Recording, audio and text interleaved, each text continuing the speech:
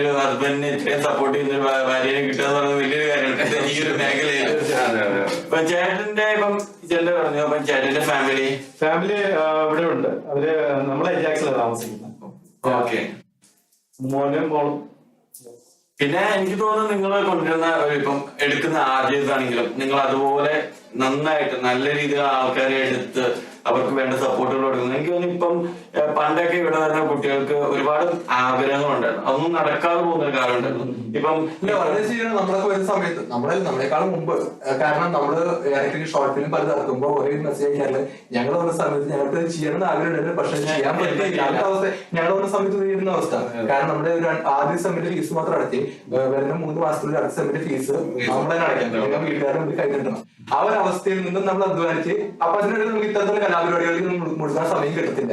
അപ്പൊ അങ്ങനെയുള്ളപ്പോ പ്രത്യേകിച്ച് international student ആയിട്ടുള്ള വന്നിട്ടുള്ള പലർക്കും ഇത്തരത്തിൽ അവര് കൊടുക്കുന്ന ആ ഒരു സപ്പോർട്ട്, കാരണം ഇപ്പൊ ഈ പറയുന്ന ഈ ആർജേഴ്സ് ആണെങ്കിൽ അവരുടെ വീഡിയോയില് അല്ലെങ്കിൽ അവരുടെ ഇൻസ്റ്റാഗ്രാം സോഷ്യൽ മീഡിയസിൽ ഞങ്ങൾ ഇവിടെ വർക്ക് ചെയ്യുവാണ് എന്ന് പറയുന്ന അവരുടെ ഒരു സന്തോഷമുള്ള ഒരു എനർജി അത് കാണുമ്പോൾ അറിയാം അവർ ആഗ്രഹിച്ചത് നിങ്ങൾ കൊടുക്കുവാണ്.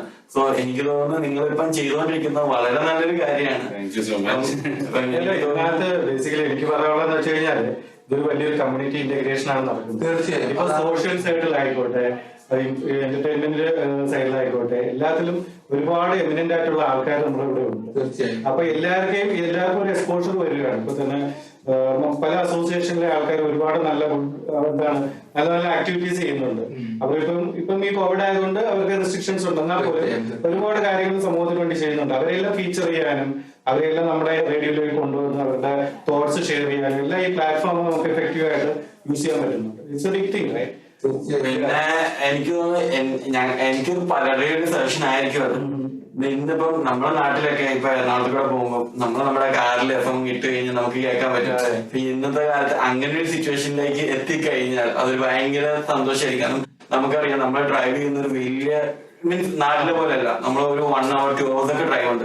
സോ ആ സമയം നമുക്ക് എഫ് എം കേൾക്കാൻ പറ്റും. കാരണം പാട്ട് മാത്രമല്ല, അതിൽ ആ ഇന്ററാക്ഷൻ സെക്ഷൻ എന്ന് പറയുന്നത് ഭയങ്കര ഒരു റിലാക്സിങ് ആണ്.